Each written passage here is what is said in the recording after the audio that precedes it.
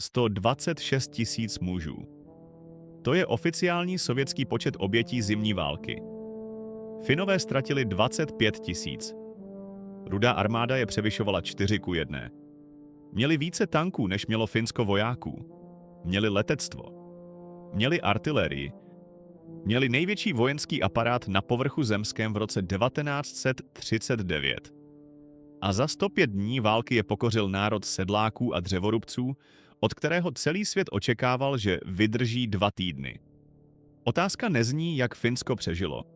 Otázka zní, jak Sovětský svaz s každou myslitelnou výhodou v mužích, strojích a materiálu dokázal umírat ve sněhu rukama armády, kterou předem odepsal jako bezvýznamnou.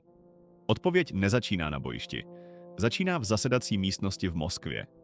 Začíná větou, kterou sovětský generál údajně pronesl nahlas před svědky na záznamu, když se ho zeptali, co si myslí o finském odporu. Jsou to jen sedláci. Neměl pravdu jen z části. Ale většina z nich sedláky byla. Sedláci, lovci, dřevorubci. Muži, kteří vyrůstali v lesích tak chladných, že v listopadu mrznuli přes noc. Muži, kteří uměli tiše klouzat sněhem. Muži, kteří se dokázali orientovat podle hvězd a terénních značek v krajině, jež nenabízela žádné cesty, žádná orientační místa ani žádné slitování. Muži, kteří stříleli z pušek od dětství a dokázali udržet pozici při -40 stupních, protože celý svůj život se připravovali přesně na toto, aniž by kdy věděli, že je to příprava.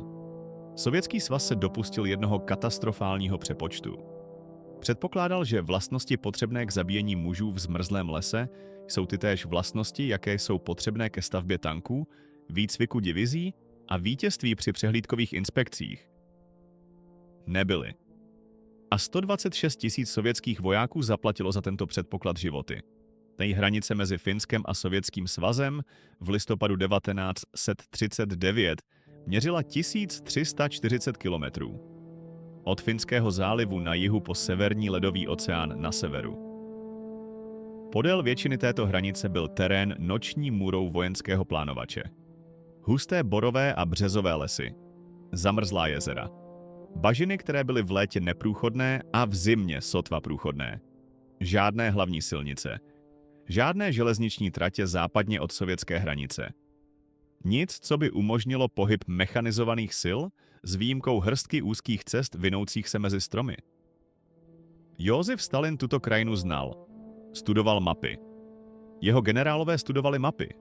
Jeho zpravodajské služby podávaly zprávy o finských obranných postaveních, finské vojenské síle, finských záložních jednotkách. Zprávy byly konzistentní. Finsko bylo malým národem o 3,7 milionu obyvatel. Jeho stálá armáda čítala přibližně 33 tisíc mužů. Jeho zálohy při plné mobilizaci mohly poskytnout možná 300 tisíc mužů. Nemělo téměř žádné obrněné síly, žádné seriózní letectvo. Jeho artilerie byla zastaralá. Zásoby munice byly odhadovány jako dostačující na týdny bojů, nikoli na měsíce. Stalin nebyl pošetilý muž. Nepodceňoval terén. Podceňoval lidi uvnitř něj. Rozhodnutí zaútočit na Finsko nebylo impulzivní. Zrálo měsíce. Pakt Molotov-Ribbentrop, podepsaný v srpnu 1939, dal Sovětskému svazu volnou ruku ve Finsku na základě tajných protokolů, které rozdělily východní Evropu mezi Německo a SSSR. Stalin chtěl nárazníkové zóny. Finská hranice byla 32 kilometrů od Leningradu. 32 kilometrů od druhého města Sovětského svazu. V Stalinově mysli to bylo pozvání k noži u hrdla. Jednání začalo v říjnu 1939. Sovětský ministr zahraničí Vjačeslav Molotov předložil finskému delegaci požadavky. Sověti chtěli pronajmout poloostrov Hanko u ústí Finského zálivu jako námořní základnu. Chtěli území na Karelské šíji, aby posunuli hranici dále od Leningradu. Chtěli ostrov Suursaari ve Finském zálivu. Výměnou nabídli Finsku větší kus sovětské Karelie dále na severu. Území, které bylo pustinou. Území, které nestálo za nic. Území, které nabídli, protože očekávali, že Finsko přijme. Finsko nepřijalo. Finská delegace vedená Juho-Kusti Paasikievim chápala, co požadavky znamenají. Pronájem Hanka znamenal sovětské vojáky umístěné 60 mil od Helsinek. Postoupení karelského území znamenalo opuštění Mannerheimovy linie, jediného seriózního obranného opevnění stojícího mezi sovětskými silami a finským Heartlandem. Přijetí těchto podmínek neznamenalo bezpečnost, znamenalo pomalejší invazi. Finové odmítli, jednání ztroskotalo. A 30. listopadu 1939 Rudá armáda překročila hranici. Sovětský plán byl jednoduchý. Byl také produktem instituce, která strávila předchozí 2 roky ničením sama sebe. V letech 1937 a 1938 provedl Stalin čistku důstojnického sboru Rudé armády. Jejíž rozsah a důsledky byly ohromující. Maršál Michail Tuchačevský, nejinspirativnější vojenský myslitel sovětského systému a architekt doktríny hlubokého boje, byl zatčen a zastřelen v červnu 1937. V následujících 18 měsících bylo přibližně 35 000 důstojníků Rudé armády zatčeno, uvězněno nebo popraveno. Mezi nimi byli 3 z 5 maršálů, 13 z 15 velitelů armád, 50 z 57 velitelů sborů a 154 z 186 velitelů divisí. Rudá armáda nestratila jen zkušené důstojníky. Ztratila institucionální znalosti, profesionální kulturu a ochotu zpochybňovat rozkazy. Vlastnosti, které jsou rozdílem mezi armádou, která myslí, a armádou, která poslouchá. Co zbylo, byl důstojnický sbor, který se bál iniciativy. Muži, kteří sledovali, jak jsou jejich nadřízení stříleni za domnělou nelojalitu. Muži, kteří pochopili, že nejbezpečnějším postupem je vždy řídit se plánem, řídit se rozkazy a nikdy se neodchylovat, bez ohledu na to, co jim říkala půda pod nohama. Plán pro Finsko byl postaven na tomto poškozeném základě.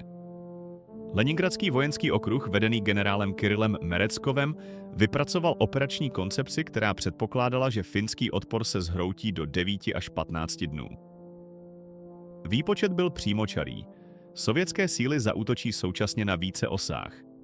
Karelská armáda pochoduje přes Šíji směrem k Viipuri. Pomocné síly zaútočí přes lesy středního Finska, přeřezají zemi horizontálně a zabrání jakékoliv koordinované obraně. A severní síly postoupí přes Arktidu k norské hranici, odříznou Finsko od potenciálního spojeneckého zásobování. Finská vláda, čelící simultánním útokům podél 1340 km fronty, vyjednávala nebo se zhroutí. Plán zohledňoval finská vojenská rozmístění. Do určité míry zohledňoval počasí. Nezohledňoval, co budou finští vojáci dělat v lese v noci, když teplota klesne pod -30 a sovětské zásobovací trasy se budou táhnout zpět přes hranici, která byla již 40 kilometrů za nimi. 30. listopadu vtrhly do Finska 4 sovětské armády. 7. armáda zaútočila na karelské Šíji, hnala se k Mannerheimově linii s 12 divizemi. 8. armáda zaútočila severně od Ladožského jezera s 6 divizemi. 9. armáda zaútočila přes divočinu středního Finska.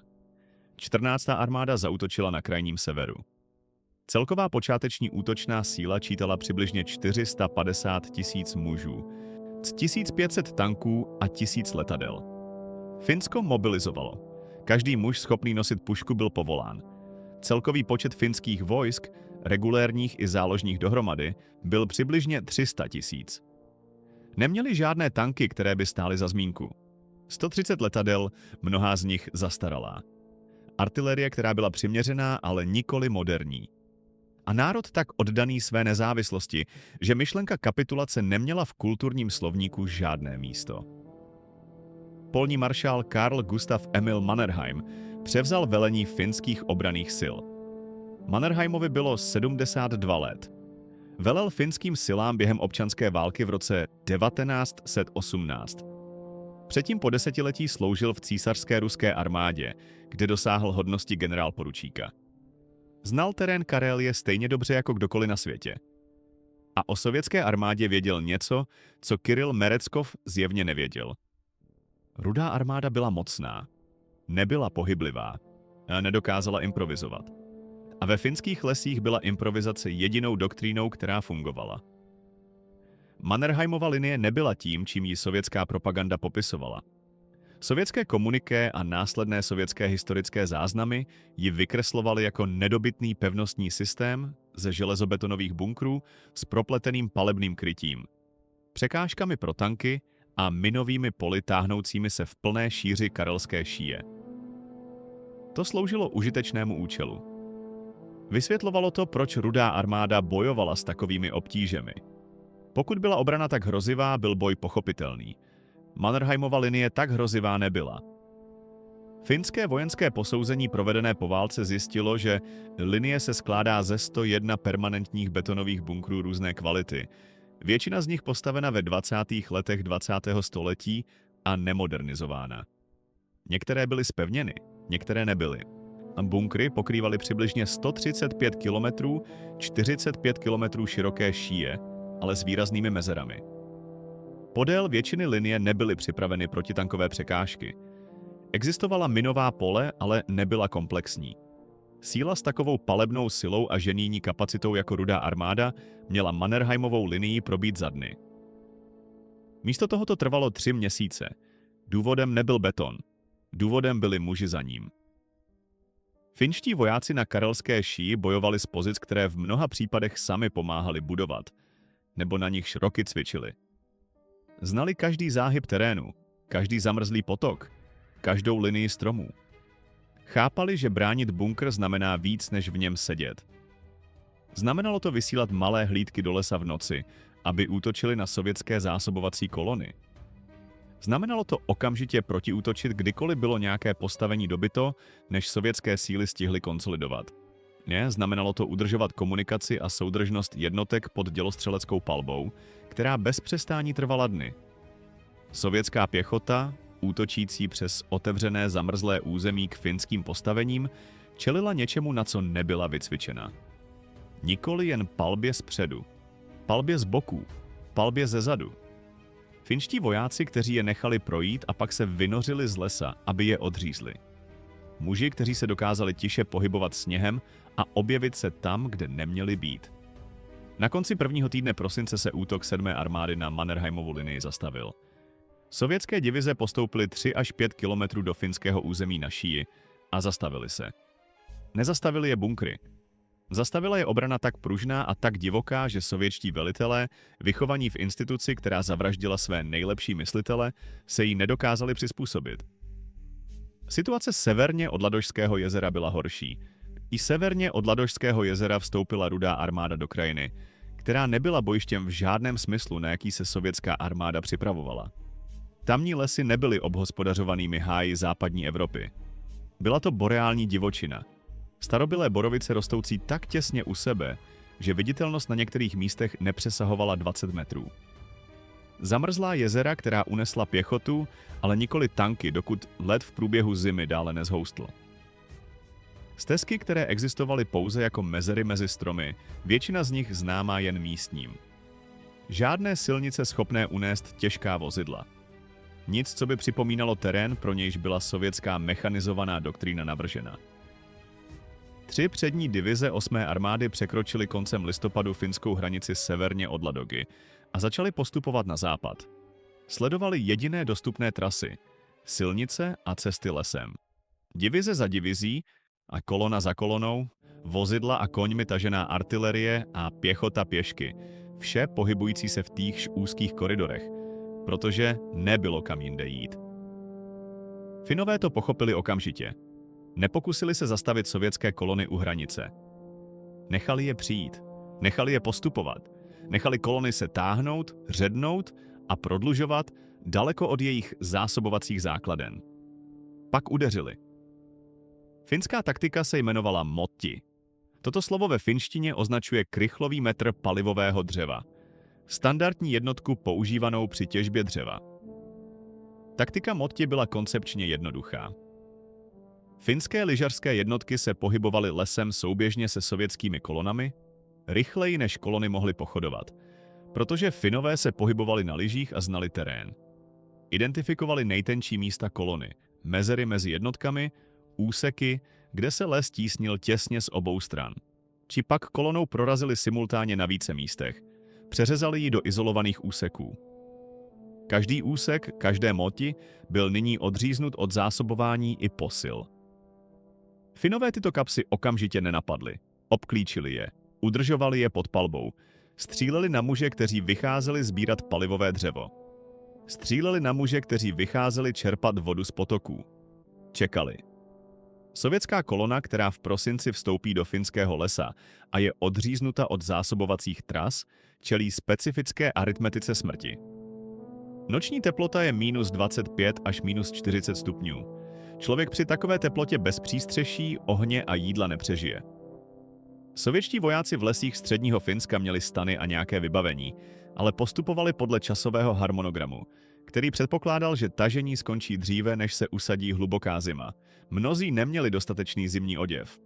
Některé jednotky dostaly letní boty. K prvnímu velkému obklíčení Moti došlo u prvků sovětské 139. a 75. divize severně od Ladogy na začátku prosince. Finské lyžařské jednotky pod velením plukovníka Páva Talvely přeřezaly sovětské kolony a zahájily proces izolace. Sovětské jednotky se pokoušely o průlomy. Průlomy byly přepadeny. Pokoušeli se zajistit zásobování letecky. Letadel bylo málo, počasí bylo kruté a zásoby dopadaly na špatná místa. Muži začali mrznout. V polovině prosince se sovětské síly severně od Ladogy nacházely v krizi. Celé pluky byly obklíčeny. Velitelé divizí hlásili, že jejich muži umírají nikoli od finských kulek, ale od mrazu. Sovětští mrtví byli nalézáni zmrzlí v sedících pozicích. V pozicích, které zaujali, když teplota klesla a oni se již nemohli hýbat. Někteří byli nalezeni v kruzích kolem mrtvých ohňů poté, co vyčerpali každý kus dřeva v dosahu. Generál Kiril Mereckov hlásil Moskvě, že tažení neprobíhá dle plánu. To bylo historicky výstižné podhodnocení. Suomussalmi je jméno, které se v učebnicích vojenské historie objevuje jako příklad katastrofální porážky. Je to malé městečko ve středním Finsku, přibližně 800 kilometrů severně od Helsinek, obklopené lesy a zamrzlými jezery. V prosinci 1939 se stalo dějištěm nejúplnějšího zničení moderní vojenské síly v počáteční fázi jakékoliv války ve 20. století. 44. sovětská divize a 163. sovětská divize dostali za úkol dobít Suomussalmi a poté postupovat na západ k Botnickému zálivu, čímž by přeřízli Finsko na dvě části. Plán byl strategicky odvážný. Terén byl katastrofální pro síly určené k jeho provedení. 163. divize překročila 30. listopadu Finsko a začala postupovat k Suomussalmi po jediné silnici lesem. Divize čítala přibližně 14 000 mužů s artilerií, podpůrnými prvky a transportními vozidly. Postupovala pomalu. Silnice byla špatná. Les svíral z obou stran. Nebylo kam se nasadit mimo silnici. Kolona se táhla kilometry. Finský plukovník Hjalmar Siilasvuo měl přibližně 11 000 mužů, z nichž ne všichni byli vyškolení vojáci. Někteří byli dobrovolníci občanské gardy, někteří byli záložníci, kteří byli ve stejnokroji jen několik dní. Měli nedostatečnou artilerii a omezené zásoby munice. Co měli, byl les, mráz a znalost terénu, které jejich protivník zcela postrádal. Siilasvuo se nepokusil zastavit 163. divizi v čelním střetu. Nechal jí dosáhnout Suomussalmi. Nechal jí obsadit město, pak jí odřízl. Finské lyžařské jednotky se pohybovaly lesem po obou bocích sovětské kolony. Současně na několika místech přeřezali silnici za 163. divizí. 14 000 mužů silná divize byla nyní izolována uvnitř finského města, les se kolem ní uzavíral a zásobovací trasa neexistovala. Teplota klesla. 163. divize začala umírat. Sovětské velení reagovalo vysláním 44. divize na pomoc 163. 44. divize byla lépe vybavená a lépe vycvičená jednotka z Ukrajiny. Postupovala po téže silnici od východu, natažená v koloně přes 40 kilometrů s tanky, artilérií, koňmi a pěchotou, vše soupeřící o tutéž úzkou cestu lesem. Siilasvuo nečekal, až 44. divize dosáhne Suomussalmi. Ponechal zajišťovací sílu kolem uvězněné 163. divize, obrátil se s hlavní silou na východ a udeřil na 44. divizi na silnici. Bitva, která následovala, i trvala od konce prosince 1939 do začátku ledna 1940. 44. divize, natažená podél 40 km lesní silnice, byla simultánně napadena na více místech finskými lyžařskými jednotkami, které se vynořovaly ze stromů, střílely a mizely. Sověti nemohli využít svou početní převahu. Nemohli se nasadit mimo silnici. Jejich tanky byly v hustém lese k ničemu. Jejich artilerie nedokázala naklonit dostatečně k zásahu cílů ve stromech po obou stranách. Jejich rádios fungovala ve sněhu špatně. Do 8. ledna přestala 44. divize existovat jako bojová jednotka. Odhadem 17 000 sovětských vojáků ze 2 divizí bylo zabito. Tisíce dalších bylo zajato. Finské síly ukořistily 43 tanků, 270 nákladních automobilů, 300 koní, desítky dělostřeleckých kusů a dost zbraní a munice na opětovné vyzbrojení několika finských pluků. 163. divize, jednotka uvězněná v Suomussalmi od prosince, se pokusila o průlom, jakmile bylo zřejmé, že 44. divize je zničena. Většina těchto mužů zemřela ve sněhu. Divize ztratila přibližně 8 000 zabitých. Finské ztráty u Suomussalmi, 750 mužů zabitých, 1300 raněných. Velitel 44. divize Alexej Vinogradov byl postaven před polní soud a zastřelen před svými přeživšími vojáky na rozkaz velitele 9. armády. Byla to sovětská odpověď na selhání. Ne analýza. Ne adaptace. Kulka. V lednu 1940 byl rozsah sovětského selhání nepopiratelný i v Moskvě. Rudá armáda zaútočila 4 armádami podél 1340 km fronty. Po 6 týdnech bojů nedosáhla téměř ničeho. Mannerheimova linie odolávala. Lesy středního Finska byly plné sovětských mrtvých a obklíčených sovětských kapes. Celé divize byly zničeny. Logistika se zhroutila napříč několika sektory. Svět sledoval supervelmoc, neschopnou porazit národ sedláků za 3 týdny, za 6 týdnů, za 2 měsíce. Stalin udělal to, co Stalin dělal, když systém selhal.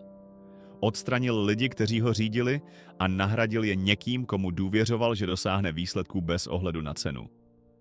Generál Semjon Tymošenko byl 7. ledna 1940 jmenován velitelem severozápadní fronty. Tymošenko byl přeživší čistek. Byl loajální, kompetentní, metodický a zcela bez sentimentu ohledně ceny v lidských životech, kterou by úspěch vyžadoval. Převzal katastrofu a pustil se do její nápravy. Tymošenkův přístup nebyl subtilní. Nepokusil se napodobit taktiku Moti ani vyrovnat finskému umění v lesním boji. Nepokusil se obejít finskou obranu. Soustředil síly na karelské šíji a připravil čelní útok tak drtivý ve své koncentraci palebné síly, že Mannerheimova linie by byla fyzicky proražena bez ohledu na muže, kteří ji bránili. Během ledna a začátku února Tymošenko přestavil sovětskou útočnou sílu na šíji. Přivedl čerstvé divize. Reorganizoval dělostřelectvo, koncentroval těžké děla v hustotách, které Mannerheimova linie nebyla nikdy navržena vydržet. Přivezl ženisty k odstraňování překážek a budování průchodů finskou obranou. Zřídil řádný zásobovací systém. Vycvičil svou pěchotu v nových útočných taktikách navržených k těsnému sledování dělostřelecké palby a využití děr, které vytváří. Února 1940 Tymošenko zahájil přípravné bombardování Mannerheimovy linie. Finští dělostřelečtí pozorovatelé sledující z předních postavení hlásili, co vidí. Granáty dopadající rychlostí 300 000 denně. Nepřetržitě třesoucí se půda. Betonové bunkry praskající podvahou palby, tí, která nepřetržitě trvala dny. Finští vojáci na svých postaveních, mnozí z nich sedláci v uniformě méně než 2 měsíce, absorbující toto bombardování a setrvávající na svých místech, protože nikam jinam jít nemohli. Února začal hlavní útok. 21 sovětských divizí zaútočilo na úzkém úseku. Váha dělostřelecké podpory byla větší než cokoliv, co bylo viděno na východní frontě až do hlavních bitev roku 1943. Finská postavení byla zničena. V linii byly vyrvány průlomy.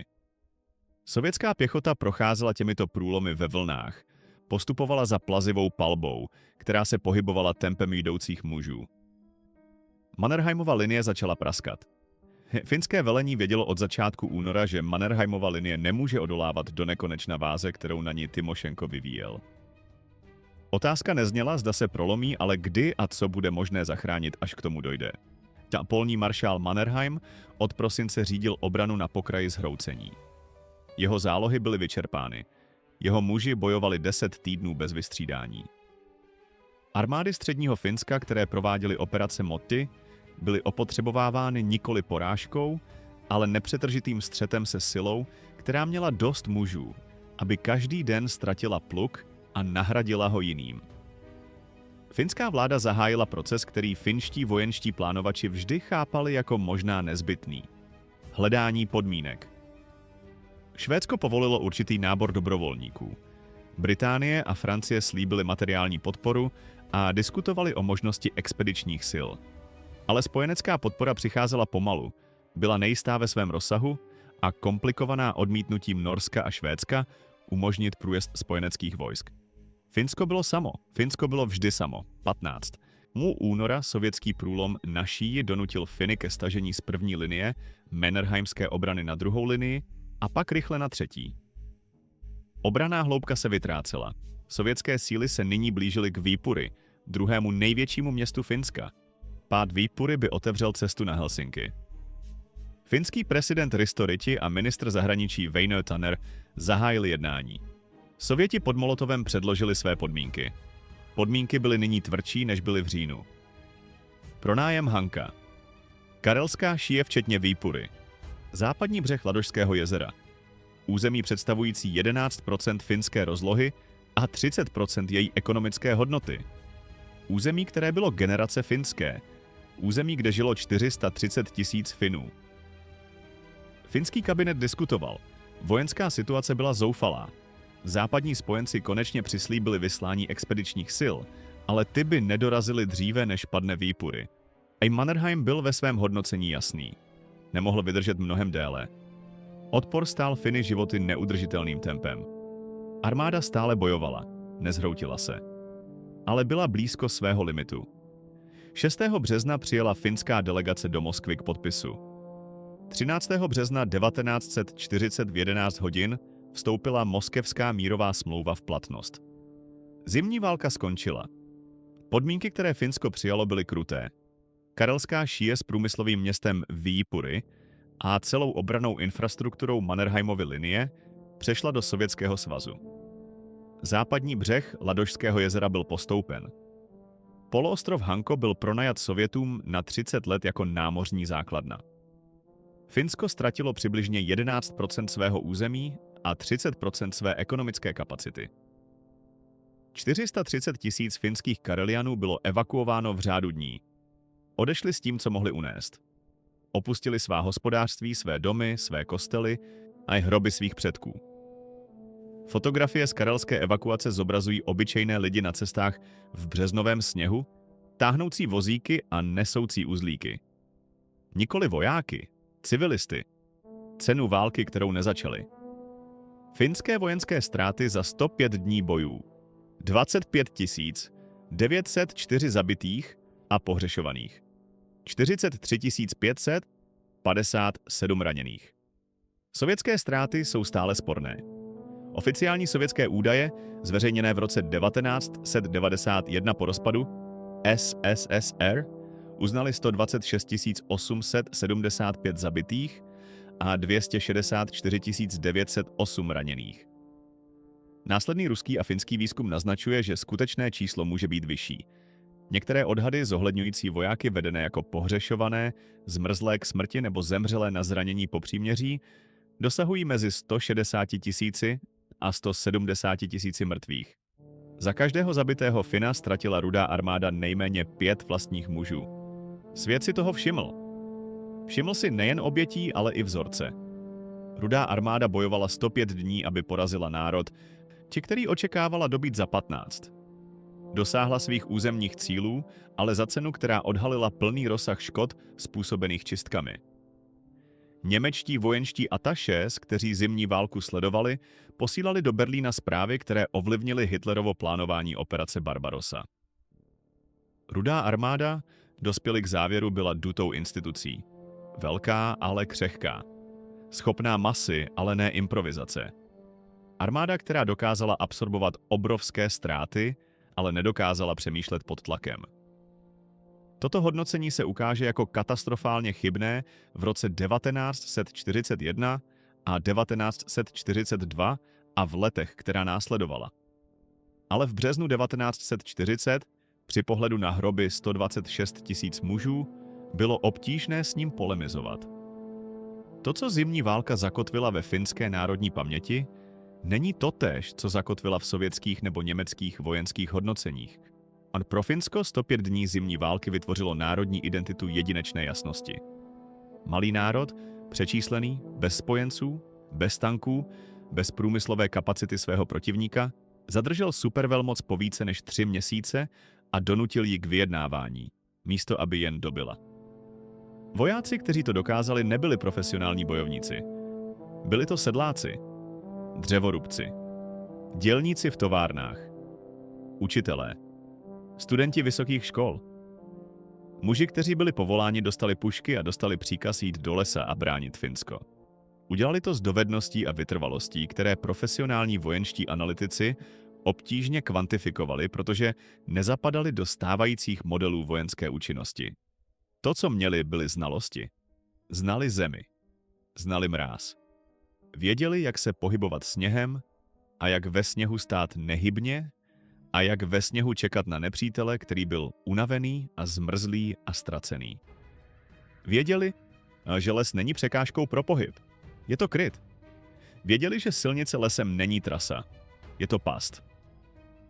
Každý sovětský voják, který zemřel v obklíčení Motti, zemřel proto, že finský sedlák pochopil něco o své vlastní zemi, co žádná sovětská zpravodajská zpráva nezachytila. Jsou to jen sedláci. To bylo hodnocení. To byla chyba. Sedláci pohřbili 126 000 mužů, kteří to řekli. Finsko přežilo zimní válku.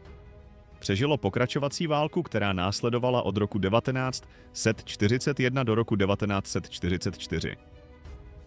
Přežilo studenou válku jako jediný demokratický národ, hraničící se Sovětským svazem, který si po celou dobu zachoval nezávislost. V dubnu 2023 vstoupilo do NATO 84 let poté, co Sovětský svaz překročil jeho hranice, aby ukončil jeho svrchovanost. Přihláška prošla v prvním hlasování. Hlasování bylo jednomyslné. Sedláci jsou stále tam, pamatují si všechno.